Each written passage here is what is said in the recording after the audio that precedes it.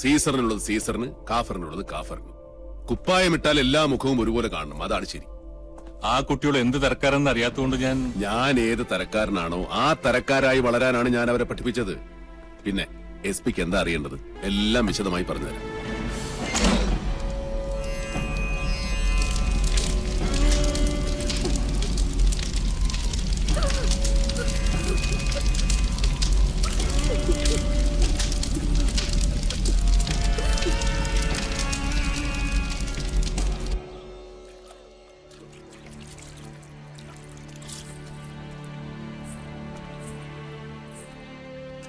മുടിയഴിച്ചിട്ട് ആർത്ത് വിളിച്ച് കൂവുകയും ചിലപ്പോൾ മുത്തുമണി കിലുങ്ങുന്നത് പോലെ പൊട്ടിച്ചിരിക്കുകയും ചെയ്യുന്ന മണിയൻകൊട്ട് സാവിത്രിയുടെ ഉച്ചഭാഷിണി.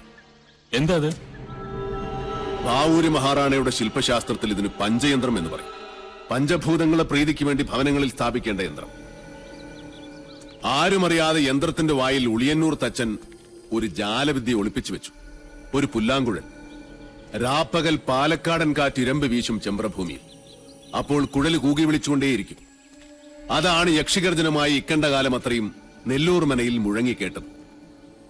ആ വിദ്യ ഉളിയന്നൂർ കൗടില്യത്തിന്റെ മറ്റൊരു സ്മാരകം. ഉളിയെറിഞ്ഞ് ഞാൻ അരിഞ്ഞു വീഴ്ത്തിയത് സാവിത്രിയുടെ നാവല്ല, തച്ചുശാസ്ത്രത്തിലെ ഒരു അമരധ്വജന്റെ മഹാസിദ്ധിയെയാണ്. തമ്പുരാൻകുട്ടി തന്നെ പറയും. കോടതിയിൽ സബ്മിറ്റ് ചെയ്യേണ്ട കേസ് ഡയറിയിൽ കൊല ചെയ്തത് മണിയൻകോട്ട് പ്രേതമാണെന്ന് എങ്ങനെ എഴുതി വെക്കും ഞാൻ? ആര് വിശ്വസിക്കും? ഈ പൊട്ടക്കുളത്തിൽ മുങ്ങിച്ചത്തവന്റെ ശവം ചെമ്പ്രപ്പുഴയിൽ എങ്ങനെയാ പൊങ്ങുക? അസംബന്ധം. അസംഭവ്യമായി ഈ ഭൂമിയിൽ ഒന്നുമില്ല. നെല്ലൂർ മഠം പണിതത് വടക്കൻ തച്ചുശാസ്ത്രത്തിന്റെ കർമാധികാരിയായ ഉളിയന്നൂർ തച്ചനാണ്. ഇതിൽ ആര് വീണാലും അവന്റെ ജഡം പുഴയിലേ പൊങ്ങൂ. ഒരു പോലീസുകാരനും അതിൽ സന്ദേഹം വേണ്ട. എന്നുവെച്ചാ അളവ് തെറ്റിപ്പണിയിച്ച അരക്കില്ലമാണ് നെല്ലൂർ മന.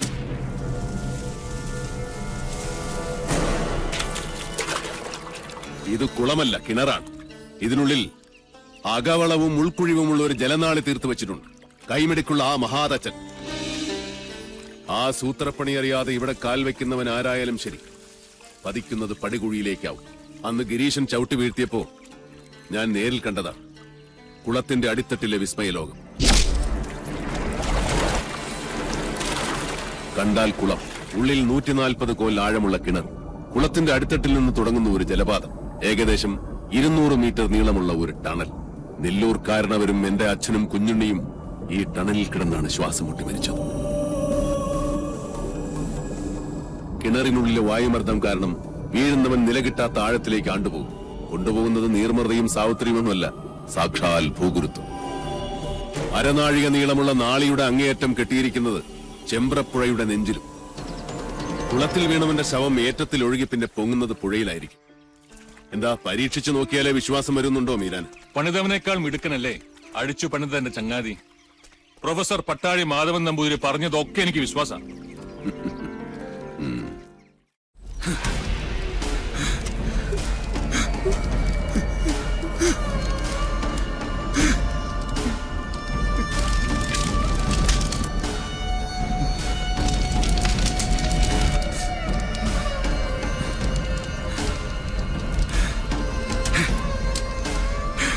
സൂരി, അവിടെ നിക്ക.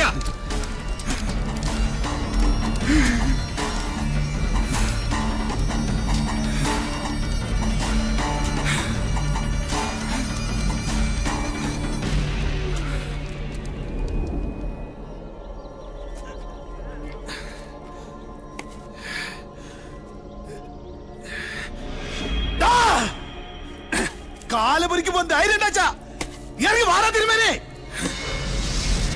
കുട്ടാ,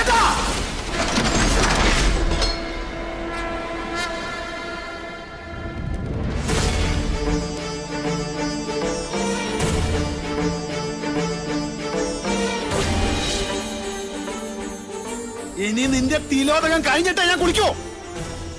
തിരിച്ചു പോവില്ല ചെമ്പ്രയെന്ന് നീയും നിന്റെ സേവകരും. ജീവനോടെ ചുടുവല്ലാത്ത നീ.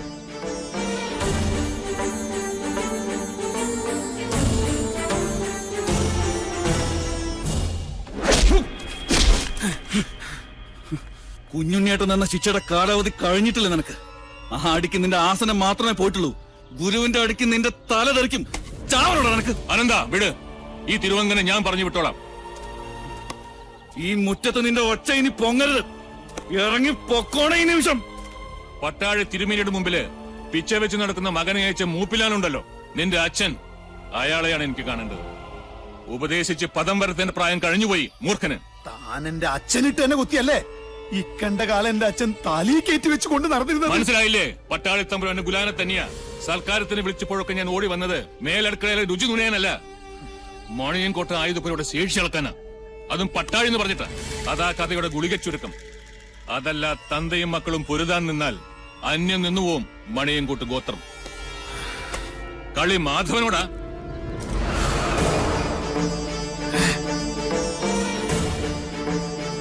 നൂറ്റിയെട്ട് മർമ്മങ്ങളും കെട്ടുപോയ വെറും ഉടലാണ് നീ. ഇനി ഒരിക്കലും നിന്റെ വാക്കും നോക്കും നേരെ നിൽക്കില്ല. അതുകൊണ്ട് ശിഷ്ടകാലം ഇതുപോലെ ചത്തു ജീവിക്കും. അതാണ് നിനക്കുള്ള ശിക്ഷ. പൊയ്ക്കോളൂ. പോടാ.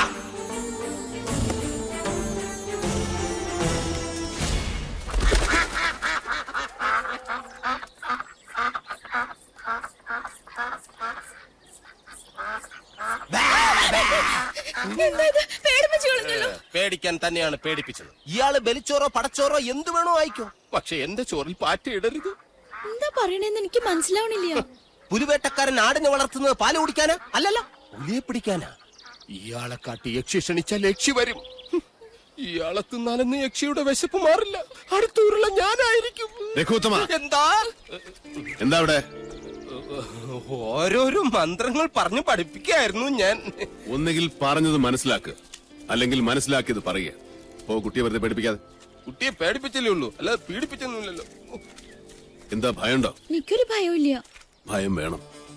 ഇതുപോലൊരു തൃക്കാർത്തിക രാത്രിയിലാണ് നെല്ലൂർക്കാരനവർ കൊല്ലപ്പെട്ടത്. വർഷങ്ങൾക്ക് മുമ്പ് നിന്റെ അച്ഛൻ ഹരിനാരായണൻ മരിച്ചതും ഇതേ ദിവസ. ഇനി നിന്റെ ഊഴ വാങ്ങിക്കോളൂ. നിന്റെ കയ്യിൽ നിന്ന് തെളിയട്ടെ ഇവിടെ മുഴുവൻ ലക്ഷം ദീപങ്ങൾ.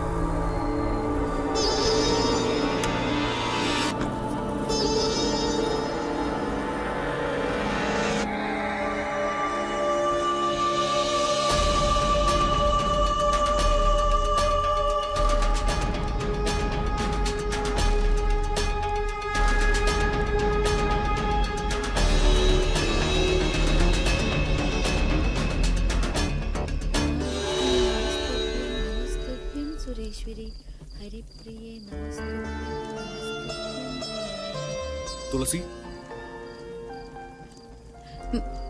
കുട്ടേട്ടൻ എവിടെ? അത്താഴ പൂജ കൂടി കഴിഞ്ഞേ വരും. ജപിക്കാനിരിക്കുമ്പോ ഈ ഭസ്മം തൊടാൻ പറഞ്ഞയച്ചിട്ടുണ്ട്. ഞങ്ങൾ പോയിട്ട് വരാം. ശരി.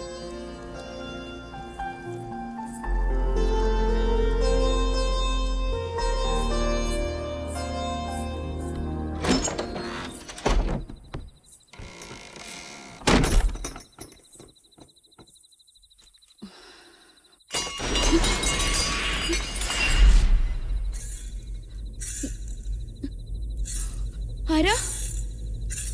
ആരാ?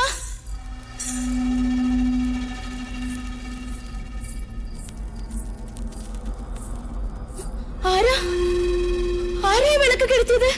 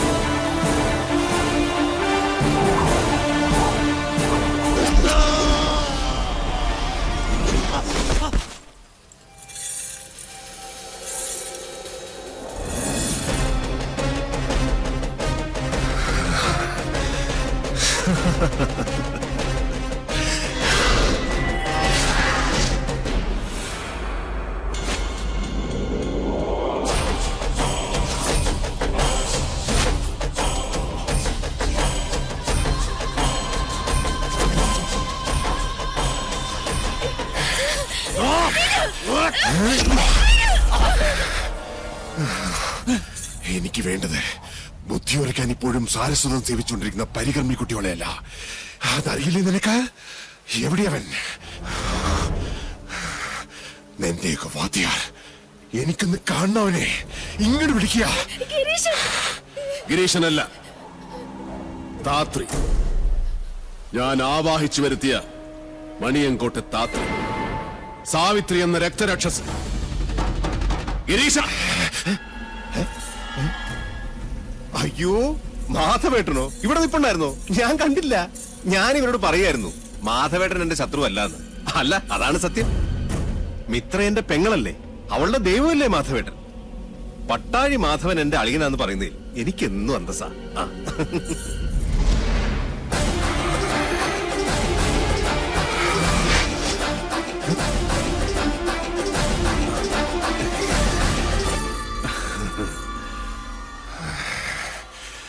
ഇരുമ്പാണിത്തുമ്പിൽ നീ എന്നെ ആവാഹിച്ച് നാടുകടത്താമെന്ന് കരുതിയിട്ടുണ്ടെങ്കിൽ നിന്റെ കാര്യം നമോ നമഃ.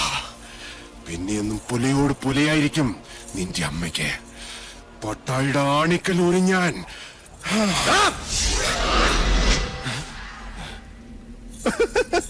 മാധവേട്ടൻ എന്നെ വല്ലാണ്ട് തെറ്റിദ്ധരിച്ചിരിക്കുക.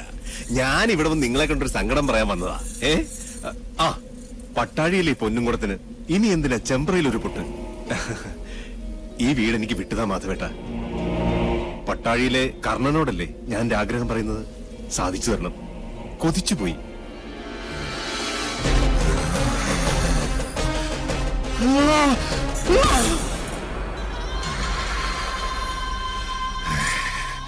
എന്റെ കുട്ടിയെ തോൽപ്പിച്ച് ആരാണെന്ന് കേൾക്കണോ?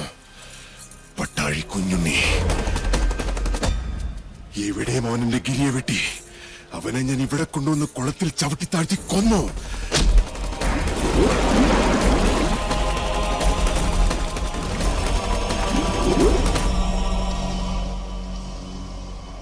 ആത്മാവും ശരീരവും വേർപെടുത്തി ഈ ഞാൻ